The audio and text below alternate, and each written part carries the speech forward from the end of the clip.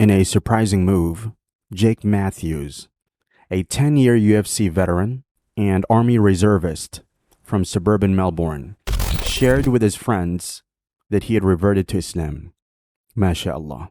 Despite initial belief from his mates, Matthews says that it wasn't a sudden decision, but a gradual process as he learned more about the ethics and values of Islam over a year and a half. Matthews explained that he felt connected to the morals of Islam for a long time. Growing up in a multicultural Melbourne, he had Muslim friends, but there were no religious discussions.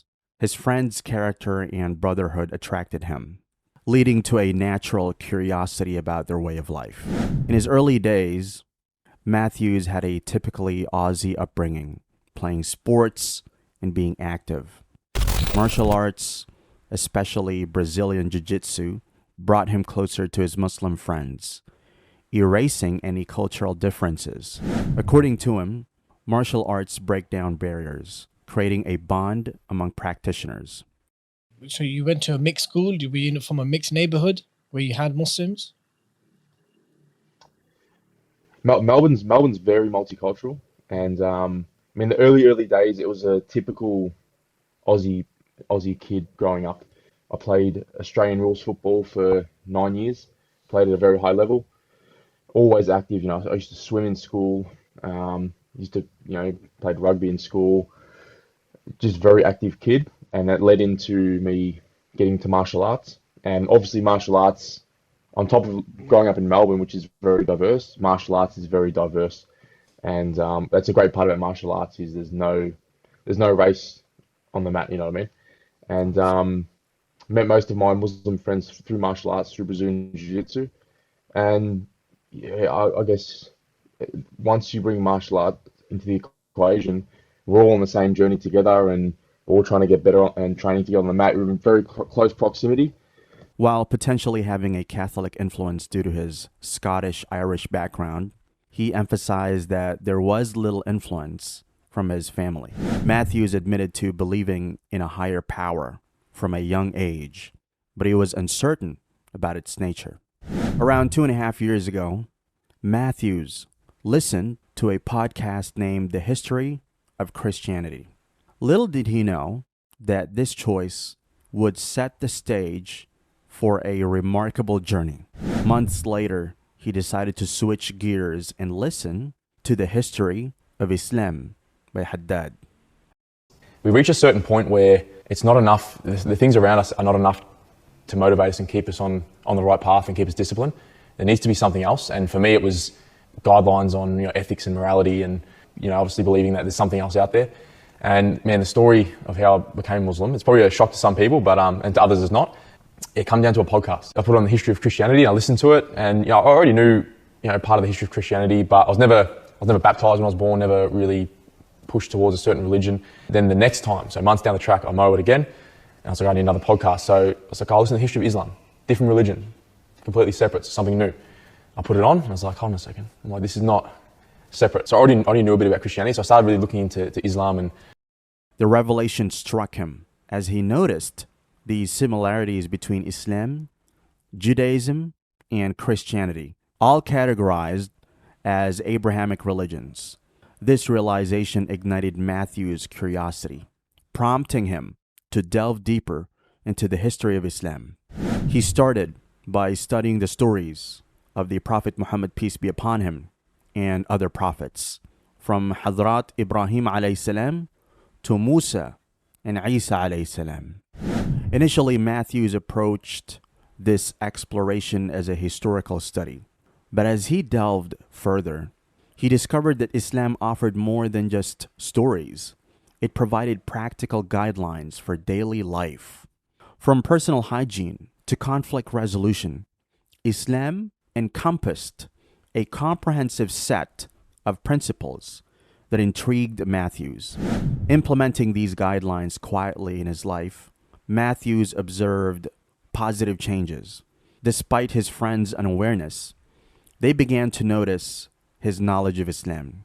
Yet the thought that he might be genuinely interested didn't cross their minds. Surprisingly, Matthews shared an interesting story about his best friend's mother, who years ago predicted that he would become a Muslim. This subtle thought hinted at the amazing journey Matthews was about to embark on. For about 2 years, Matthews gradually transitioned from studying the historical aspects of Islam to incorporating its principles into his life.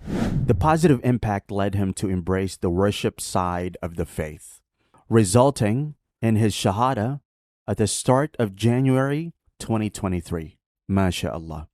Despite his small circle of friends being mostly Muslim, Matthews kept his journey private to avoid external influence. He sought guidance by listening to Islamic channels during his frequent drives for training, ensuring his understanding was rooted in self-discovery. The following 6 months after taking Shahada became a period of deep exploration and dedication to Islam. Matthews expressed his happiness, noting that he had never been happier. His journey, as he describes it, may seem quiet and uneventful, but the subtlety and sincerity in his approach make it profound. Since embracing Islam, Matthews has noticed positive changes in both his family life and his fighting career. According to him, it's like when he's tired during training, he doesn't give up. There's a new energy pushing him forward. What, according to you guys, is the most difficult thing that a person faces after taking Shahada? For Matthews, it was how his family and fans would react to his reconversion. He admitted that he was hesitant at first to talk about his reversion on Instagram, but was encouraged by friends who thought it could positively impact others going through a similar journey. Matthews received many messages from people interested in Islam after hearing his story. Also, it's something I was very reluctant to do. I've got some close friends that, they said it would be, they sort of talked me into doing it in a good way. We mentioned earlier that, it's something that can help other reverts, seeing, another UFC fighter revert, hearing their story, and hopefully they can relate. And if they want to, they can reach out to me and message, which I received dozens and dozens and dozens of messages. People that I would never have thought that I've known for my whole life actually messaged me and said that they were thinking about reverting and they were interested in learning more about Islam. So it was a good thing that we did it. Luckily, his family had his back in this decision. The support from his partner further solidified his decision. Matthews acknowledges his luck in having a supportive environment as he continues to navigate his newfound faith. Matthews, who wasn't sure how the public would react, was pleasantly surprised by the overwhelmingly supportive response on social media. Despite the prevalent stereotypes surrounding Islam due to media misinterpretation and geopolitical events, Matthews received minimal negativity. Among thousands of comments, only a handful were negative, and interestingly, they primarily revolved around his tattoos. Matthews addressed the misconception by explaining that cleanliness in Islam is not compromised by tattoos, highlighting the need to change stereotypes. Matthews, in a podcast, talked openly about his experiences with Islam, discussing how he adjusted after his first Ramadan. As we know, Matthews has been in the UFC for a long time, so fasting for him wasn't too difficult because as an athlete, he is used to different diets and fasting. However, not being able to drink water was a bit new for him. Overall, he felt good and refreshed after Ramadan. Matthews also mentioned dealing with injuries during Ramadan. Surprisingly, he healed faster than expected, and he believed it was because of the positive effects of fasting on cell healing. Despite being reluctant to justify his faith to others, Matthews recognized the positive outcomes of sharing his story publicly. He expressed gratitude for the support he received, especially from the Muslim community known as the Ummah. Matthews has built close connections with famous athletes like Sonny Bill Williams and is even considering training with Khabib's Nurmagomedov's team. Talking about Sonny Bill Williams, Matthews said that Sonny has always been learning and trying to follow the guidelines of Islam. It's inspiring for him to see how he has been a Muslim for years and still wants to improve.